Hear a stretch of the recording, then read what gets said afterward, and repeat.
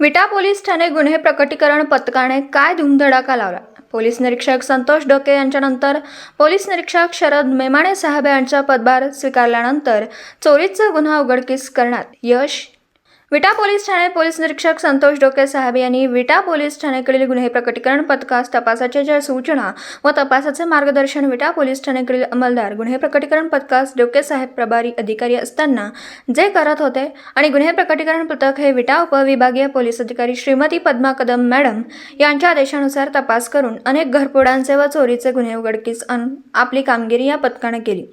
तशीच कामगिरी आजही नवनिर्माणचे विटा उपविभागीय पोलीस अधिकारी विपुल पाटील व विटा पोलीस ठाण्याचे पोलीस निरीक्षक शरद मेमाणे यांनी पदभार स्वीकारल्यानंतर विटा पोलीस ठाणेकडील अंमलदार गुन्हे प्रकटीकरण पथकाने आजही चोरीचा गुन्हा उघडकीस आणण्याचा धुमधडाका लावला.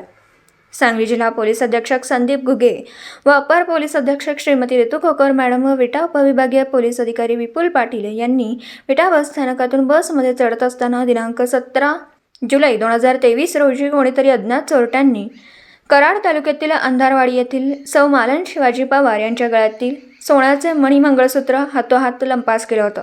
या संदर्भात विटा पोलीस ठाण्यात या चोरीसंदर्भात पवार यांनी फिर्याद दाखल केली होती. या फिर्यादीची दखल घेत विटा पोलीस ठाण्याचे पोलीस निरीक्षक शरद मेमाणे यांना वरिष्ठ पोलीस अधिकारी यांनी तपासाच्या सूचना दिल्या होत्या. यावेळी विटा पोलीस ठाणे गुन्हे प्रकटीकरण पथकामधील अंमलदार यांना पोलीस निरीक्षक शरद मेमाणे यांनी तातडीने हा चोरीचा गुन्हा उघडकीस आणण्याच्या दृष्टीने तपास करण्याच्या सूचना टीमला दिल्या. यावेळी गुन्हे प्रकटीकरण पथकातील अंमलदार संभाजी सोनवणे यांना गोपनीय बातमीदारामार्फत माहिती मिळाली की विटा बस स्थानकात हे चोरीचे सोने विक्री करण्यासाठी येणार असल्याची माहिती मिळाल्यानंतर यावेळी पथकातील अंमलदार यांनी सापळा रचून त्या दोनही तरुणांना ताब्यात घेऊन विटा पोलीस ठाण्यात आणून त्यांची अंगझडती घेण्यात आली.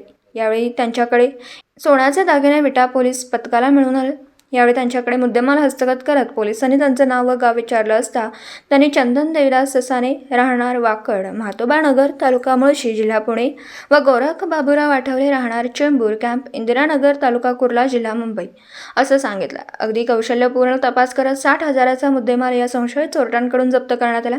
ही दमदार कामगिरी विटा पोलीस ठाणेकडील अंमलदार उत्तम माळी, अमोल कराळे, हेमंत तांबेवाग, प्रमोद साखरपे, महेश देशमुख, महेश संकपाळ, संभाजी सोनवणे, अक्षय जगदाळेसह श्रीधर बागडी, अजय पाटील यांनी केले. सदर या दोनही संशयित चोरट्यांना अटक करण्यात आली.